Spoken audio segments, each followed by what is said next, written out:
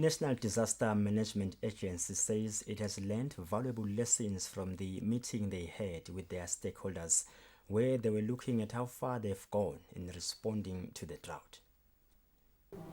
The National Disaster Management Agency held a meeting with its stakeholders to discuss how far they have gone in responding to the drought impacts and related matters. The main purpose of the meeting was to discuss the lessons learned on the impacts of the drought. Project Manager Victor Mahlalela says in the meeting, best practices and promising practices that were undertaken in the response were identified.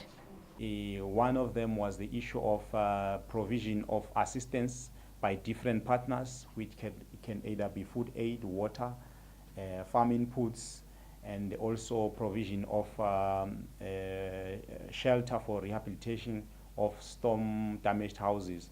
That one came out high as one of the best practices that was undertaken.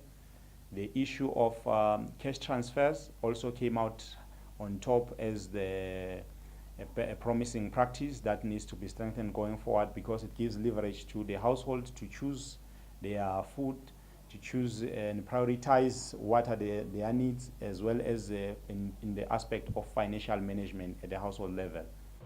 There were lessons learned as well. A poor resource mobilization came out on top as one of the major hindrances to the response we just had in 2016. So going forward, we need to invest in resource mobilization as a country to ensure that if we have future shocks, we can also be found prepared and have the relevant funds to respond to that.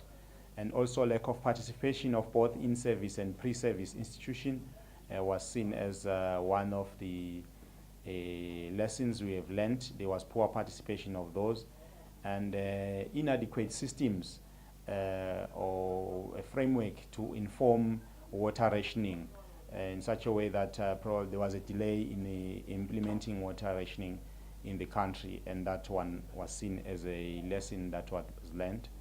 For Swazi TV News, I'm Lungilele Makakula with KNMCB in Mbabane.